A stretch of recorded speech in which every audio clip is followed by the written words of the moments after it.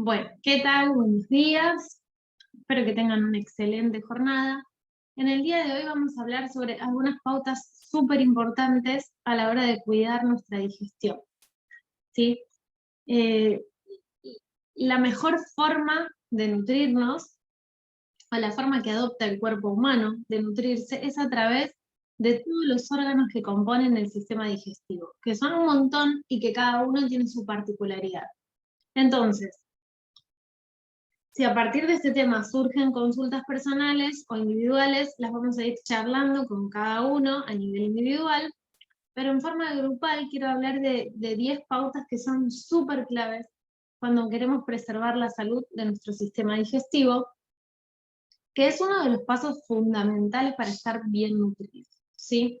Empezamos con la primera pauta, y tiene que ver con la masticación, ¿sí? Con la primera parte de nuestra digestión. Nosotros en los dientes lo que hacemos es empezar iniciar el proceso digestivo gracias a la masticación. Esta masticación lo que hace es subdividir los alimentos que vamos a ingerir, ¿sí? Es un proceso mecánico, pero también en la saliva, en la boca, tenemos enzimas, ¿sí? Que inician una digestión no solamente mecánica, sino también química.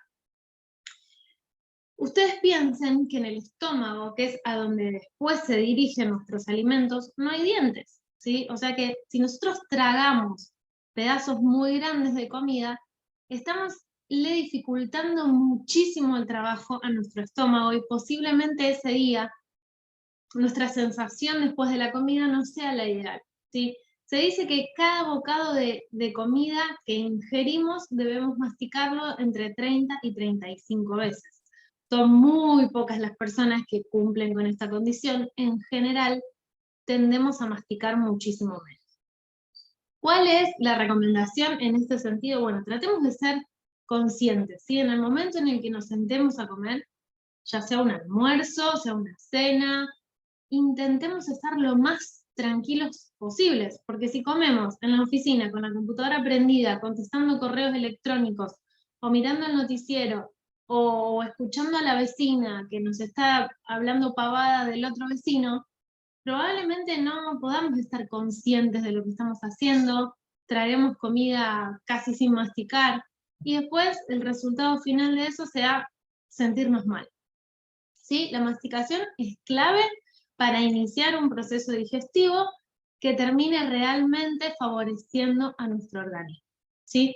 El segundo punto, luego de la masticación, es el tema de cómo vamos a gestionar los líquidos que entran a nuestro organismo, ¿sí? Y acá quiero hablarle de dos cuestiones que son muy importantes. La primera tiene que ver con evitar el ingreso de líquidos que estén endulzados al organismo, ¿sí? Ya sean bebidas frías, como por ejemplo jugos en polvo, o jugos de fruta, o jugos de cajita, o gaseosas saborizadas, gaseosas light, gaseosas que no sean light, no importa. Y lo mismo con las infusiones, ¿sí? Mate, café, té, leche, que endulcemos, eso tenemos que evitar por completo. Los endulzantes son muy, muy, muy irritantes para toda la mucosa digestiva. Más allá de que también afectan a nuestro metabolismo, el solo hecho de pasar el líquido dulce por nuestro sistema digestivo es algo inflamatorio, ¿sí? Que tenemos que tratar de evitar. Todos los líquidos que nosotros consumamos, sea frescos o calientes, necesitamos que sean sin la adición de ningún dulce, ¿sí? Por ejemplo, vamos a tratar de utilizar agua, soda o agua con limón o alguna bebida que preparen con hierba, por ejemplo, no sé, agua, pepino, menta, limón, jengibre, eso no hay problema. Lo que tenemos que evitar es la adición de edulcorantes, ¿sí? Lo mismo con las infusiones. Eso por un lado. Por otro lado, es conveniente distanciar un poco el consumo de líquidos de las comidas principales. Por ejemplo, si vamos a almorzar o vamos a cenar, que son eventos en los que en general vamos a ingerir la mayor parte de nuestra alimentación diaria, conviene 10 minutos antes de empezar la comida suspender la ingestión de líquidos y volver a retomar 10 o 15 minutos pasada la comida. ¿Y esto por qué? Porque tiene mucha lógica. Cuando nosotros tragamos nuestros alimentos y los llevamos al estómago, empieza una descomposición, ¿sí?, de todo lo que comimos gracias a los ácidos que están presentes en el estómago. Si nosotros a esos ácidos que necesitamos sean fuego puro, sean vigorosos, desnaturalizando toda nuestra comida, si a esos ácidos les agregamos agua, lo que hacemos es disolver el poder de esos ácidos. Entonces, como queremos una digestión efectiva, que nos quite la menor cantidad de energía vital y que transcurra a la mayor velocidad posible, vamos a tratar de, por lo menos durante el tiempo que comemos, no ingerir líquidos y sí después, ¿sí? Ese es el motivo por el cual intentamos evitar o distanciar el consumo de líquidos de las comidas principales. Y es otra cuestión clave para efectivizar nuestra digestión al máximo, ¿sí? En el tercer punto quiero contarles cuáles son los alimentos o aditivos que más deterioran nuestra salud digestiva. Ustedes piensen que todo el tubo digestivo está tapizado por células epiteliales que son muy sensibles a los agentes externos, ¿sí? Nuestro sistema digestivo es la parte corporal más expuesta al exterior, porque tenemos metros y metros y metros de tejido que exponemos gracias a los alimentos que consumimos y a las bebidas que consumimos. Entonces, identificar cuáles son aquellos que resultan agresivos o inflamatorios para nuestras mucosas es clave para poder cuidar el sistema digestivo. ¿Qué tenemos dentro de ese grupo? Primero, el cloro del agua. En general en las grandes ciudades el agua que viene de red viene clorada, ¿sí? Viene tratada para evitar que todos suframos de infecciones bacteriales. Pero bueno, a veces el remedio también es agresivo, en este caso el cloro. Recomendación para evitar el cloro cuando bebemos agua. Una muy buena opción es poner un filtro, ¿sí? Esos filtros de agua que van a eliminar metales pesados, cloro y sustancias indeseadas que muchas veces vienen con el agua. Otra forma, si no tienen filtro o en este momento no pueden acceder a uno, es hacer correr el agua, depositarla en algún frasco de vidrio grande o en algún recipiente de vidrio y exponerla un ratito al sol. ¿Por qué? Porque el cloro se va a evaporar. Entonces, el agua que quede como resultado final va a tener menos de la mitad de cloro y nos va a afectar muchísimo menos. Ustedes piensen que dentro de nuestro sistema digestivo, desde la cavidad bucal hasta el intestino delgado o grueso, tenemos una enorme cantidad de bacterias que están fortaleciendo nuestro sistema inmune y nos están cuidando, y el cloro termina siendo muy agresivo. Lo mismo ocurre con los químicos, ¿sí? Con los aditivos químicos que mucha comida procesada trae. Por ejemplo, bueno, acá tengo un amigo que quiere participar del video. Por ejemplo, cualquier cosa industrializada, una golosina, una barra de cereal, un congelado, una hamburguesa, una patita, un helado, ¿sí? de muchas heladerías que utilizan químicos. Bueno, todos esos agentes, colorantes, conservantes, saborizantes, emulsionantes, gelificantes, toda esa batería de enorme cantidad de productos que se le agregan a la comida del supermercado son terriblemente inflamatorios para nuestras mucosas intestinales. Ese es uno de los motivos por el cual fomentamos el consumo de comida real en la mayoría de nuestras comidas, ¿sí? Para evitar la exposición de nuestras mucosas digestivas a todos esos agentes químicos que la inflaman y la deterioran, ¿sí? Lo mismo pasa con los edulcorantes. Por eso les decía de la importancia de evitar el consumo de bebidas que estén endulzadas o edulcoradas.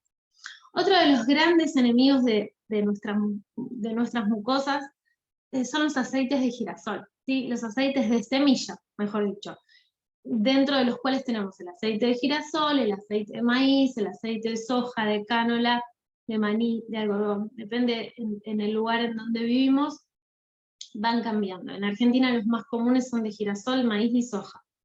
Ese tipo de aceites son muy extremadamente inflamatorios, no solo para las mucosas gastrointestinales, sino para todo el organismo en general. Entonces, de ahí deriva la importancia de evitarlos y erradicarlos de nuestra alacena y de nuestra alimentación. Por otro lado, también tenemos dentro de estos agentes inflamatorios a las bebidas con alcohol, principalmente las que derivan de cereales, como por ejemplo la cerveza. ¿Sí? La cerveza tiene malta, tiene alcohol, es una combinación altamente inflamatoria, sobre todo para la última porción del sistema digestivo, que es donde está nuestro intestino grueso, ¿sí? Por lo tanto, hay que ser moderados con su consumo y quienes puedan evitarlo, muchísimo mejor. Dentro de este grupo también tenemos a las infusiones de mala calidad, ¿sí? Por ejemplo, el café instantáneo, ese que preparamos a cucharaditas y batimos. Ese café suele ser muy inflamatorio para las mucosas intestinales y además está casi siempre torrado o tiene agregado de azúcar, lo cual empeora su potencial inflamatorio. Y también lo mismo ocurre con muchos tés que vienen saborizados, ¿sí? O yerbas para preparar mate que vienen saborizadas con edulcorantes, con sabores que son totalmente artificiales, ¿sí? Por eso es muy importante que lean las etiquetas. Además, en el proceso de elaboración o de producción de yerba, hay distintas formas de hacerlas, ¿sí? Por ejemplo, no sé, está la yerba de secado natural, que en general suelen ser las yerbas orgánicas o antiácidas, que la hoja de yerba tiene un tratamiento de secado natural, entonces es bastante poco inflamatoria para nuestras mucosas, pero muchas de las yerbas comerciales que se consiguen en el supermercado están secadas a través del humo y del calor, y también vienen con mucho polvo. Entonces cuando uno toma un mate de una yerba que se secó con humo, con combustión, que tiene un montón de sustancias propias del humo, ¿no? Y que además tiene polvo, bueno, probablemente el resultado de eso sea que terminemos con nuestras mucosas gastrointestinales muy inflamadas, ¿sí? Y por último, otro gran grupo de alimentos que tiene un potencial inflamatorio alto y por eso se los quiero mencionar, son los granos, ¿sí? Dentro de los granos tenemos todos los cereales y todas las legumbres. Trigo, avena, cebada, centeno, mijo, maíz, arroz, quinoa, sarraceno, todos los cereales y todas las legumbres y sus derivados, ¿no?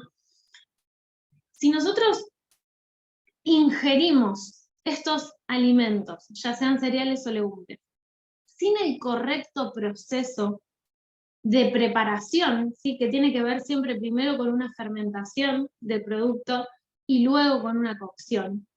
Si no seguimos con esa secuencia, vamos a estar ingiriendo un alimento que potencialmente es inflamatorio para nuestras mucosas, sobre todo intestinales. ¿Por qué?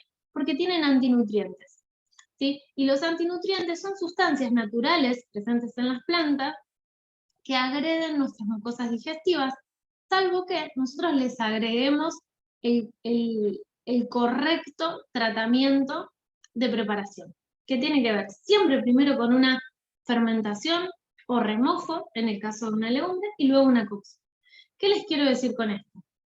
Si ustedes agarran una harina de arroz y la baten con un huevo para hacerse un waffle, van a estar comiendo antinutriente puro, ¿sí? Y eso es lo que necesitamos tratar de evitar. Bueno, vamos a otro punto. Por otro lado, lo que necesitamos es favorecer la producción de ácidos en el estómago, ¿sí? En el estómago, donde es uno de los inicios de una correcta digestión, necesitamos tener una cantidad de ácido abundante para poder desnaturalizar bien nuestros alimentos. Por ejemplo, las proteínas, que necesitan mucho ácido, ¿sí? Entonces, ¿cómo hacemos para favorecerlo? Bueno, ingerimos alimentos que potencialmente también sean ácidos. Por ejemplo, beber agua con limón, ¿sí? Durante el día, o soda con jugo de limón durante el día. Incorporar en nuestra preparación de alimentos vinagre vivo, ¿sí? Que también tiene una cantidad de ácido que al estómago lo ayuda mucho en su digestión. O después, por ejemplo, algunos fermentos como el chucrut, que también es bastante ácido y también favorece la salud del estómago. Nosotros, cuando nos sentimos mal, cuando nuestra digestión no funciona bien, decimos, tengo acidez. Siento el ácido que se me viene a la boca, siento el ardor. Bueno, en realidad eso que llamamos acidez es una pérdida del potencial ácido del estómago. Es un estómago perdiendo poder, elevando su pH. Entonces, la corrección tradicional a eso suele ser, tomate este antiácido que te va a mejorar, o tomate esta sal, como por ejemplo milanta, que te va a aliviar. Y ahí lo que estamos haciendo es empeorar toda la situación, ¿sí? Yo les recomiendo, si alguno está pasando por una situación similar a esta, que se vea en YouTube los videos del doctor Jaramillo, que debe tener por lo menos 10, de cómo restaurar, de cómo sanar al estómago, ¿sí? A veces estas cuestiones no son tan sencillas porque no tienen que ver con cómo nos alimentamos, sino con qué niveles de estrés o en qué etapa de la vida nos encontramos, pero de cualquier manera la solución nunca es empezar a tomar antiácidos, ¿sí? Eso agrava el problema porque los antiácidos hacen, primero, que el estómago se debilite, que ya no pueda sintetizar ácido, y un estómago sano libera mucho ácido, ¿sí? Y después, por otro lado, al inhibir el ácido en el estómago, también favorece el crecimiento de patógenos, ¿sí? De microorganismos que no queremos que nunca estén pudiendo reproducirse adentro nuestro, ¿sí? Así que los antiácidos no son una solución a ningún problema digestivo. Otro tip importante es incluir grasa, fibra y minerales en nuestra alimentación, ¿sí? Los alimentos fuentes de grasa los vimos, los alimentos fuentes de grasa están incluidos en todas las recetas del plan, así que por ese lado yo me quedo muy tranquila, pero piensen que el sistema digestivo es un conjunto de órganos muy largos, y para que nuestro bolo alimenticio pueda desplazarse correctamente a través del tubo y podamos evacuar sin ningún tipo de complicación ni problema, es clave que los alimentos que nosotros ingerimos estén correctamente lubricados, así que tengan suficiente cantidad de grasa de buena calidad. También es importante la incorporación de fibra, y la mejor fuente de fibra son los vegetales, ¿sí?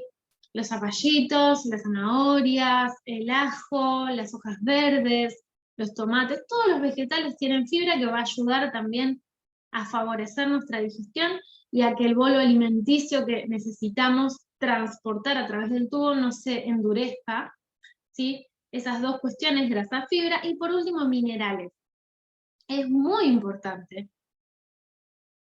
que nuestra alimentación y que nuestra hidratación incluya minerales, ¿sí? ¿Por qué? Porque gracias a esto podemos tener estabilidad de humores o de líquidos adentro del organismo, ¿sí? Por esto muchas veces se recomienda en personas que sufren estreñimiento el consumo de agua con sal o de agua con agua de mar para favorecer la inclusión de minerales, porque eso está estrictamente relacionado con la reabsorción de líquidos en el colon, ¿sí? Entonces es clave para este balance y para esta digestión saludable. Otro punto que tenemos que considerar es cuántas veces al día vamos a comer y favorecer el reposo digestivo. El sistema digestivo es una combinación de muchos órganos que participan activamente en la digestión, y si nosotros comemos muchas veces al día, vamos a sobrecargar el sistema y hasta podemos llegar a dañarlo. Entonces, un plan de alimentación consciente incluye como máximo 4 comidas al día, ¿sí? El ser humano de ninguna manera necesita comer más de 3 o 4 veces al día como máximo, ¿sí? Por eso es muy importante que evitemos y que cortemos con el picoteo, con el pellizcar, con el que una almendrita, con el que abro la heladera a ver qué hay, porque todo eso, mucho más allá de ser perjudicial para nuestro metabolismo, que en algún momento lo veremos, también consume toda nuestra energía vital en el proceso digestivo, que es un trabajo arduo para el organismo. Créanme que cada vez que nosotros comemos, empieza una labor para el cuerpo enorme. Se tiene que poner a digerir, a procesar, a absorber, a asimilar y a eliminar todo lo que nos acabamos de comer, ¿sí?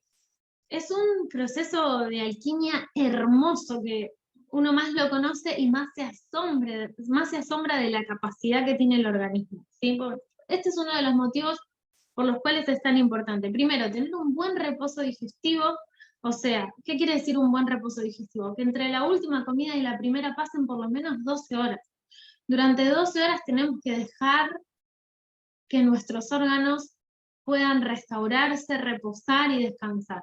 Y después, como máximo, en un periodo de 12 horas, vamos a organizar las comidas diarias que necesitemos según nuestra edad, según nuestro sexo, según nuestro peso, según nuestra salud, ¿sí? Que ya veremos si será en cada caso 1, 2, 3, 4, pero nunca superemos eso, ¿sí? Eso como regla general.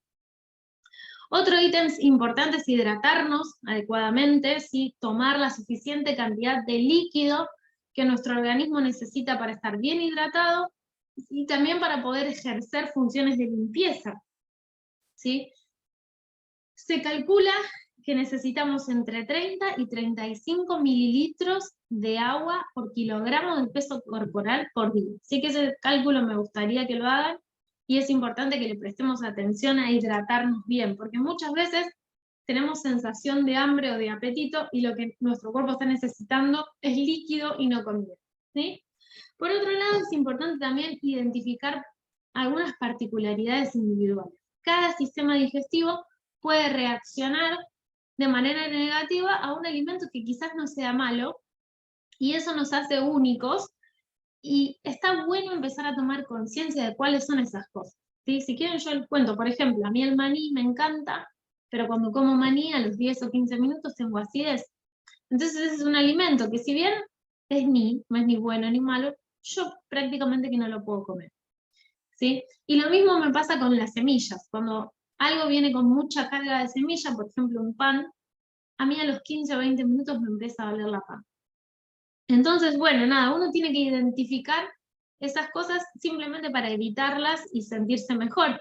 A alguno le puede pasar con alguna fruta, o con algún vegetal determinado, o con alguna carne. No importa con qué, el tema es empezar a prestarnos atención a ver a qué somos más sensibles, ¿sí? Bueno, una de las últimas pautas es la importancia de incluir probióticos en nuestra alimentación, ¿sí? A través de las bebidas o a través de determinadas preparaciones de alimentos. ¿Qué son los probióticos? Son productos de elaboración natural o casera o en casa o de algún emprendedor que en su composición tengan cultivos vivos, bacterias vivas, levaduras, diferentes microorganismos que lo que hacen es favorecer nuestro sistema gastrointestinal. Vamos a tener un videito exclusivamente hablando de eso, así que no me voy a detener mucho, pero algunos ejemplos son el chucrut, el vinagre vivo de manzana, el kéfir, la kombucha, el tepache, bebidas hay miles, y todas son buenas. El tema es intentar tener una cierta regularidad, el yogur también, ¿no? Tener una cierta regularidad y no excederse con la cantidad, porque no es que necesitamos grandes cantidades, sino un poquito de incorporación de bacterias vivas de calidad regularmente. Por otro lado, una de las cuestiones más importantes que hace un rato les mencionaba es el manejo del estrés. Sí, esto es muy difícil de lograr porque no todos estamos en la misma etapa de la vida, y muchas veces la vida tiene procesos que son dolorosos y que hay que afrontarlos, y eso inevitablemente nos va a estresar, pero es importante que sepan que probablemente también se afecte nuestra digestión, ¿sí? El sistema digestivo está tapizado por un montón de redes neuronales que se afectan en base a cómo está nuestro estado de ánimo, en base a cómo pensamos, en base a cómo nos sentimos. Entonces, quizás están pasando por una situación de estrés y están debilitados desde el punto de vista digestivo. La solución no sea ir a tomar 1000 medicaciones, o quizás sí por un corto plazo, pero por lo menos interpretar que puede tener que ver con eso y quizás ejecutar algún cambio en nuestra vida, ¿sí? En nuestras relaciones, en nuestro trabajo, en nuestras actividades o en lo que fuese. Y por otro lado, es clave, ¿sí? Para tener una salud digestiva adecuada, nuestro nivel de actividad física.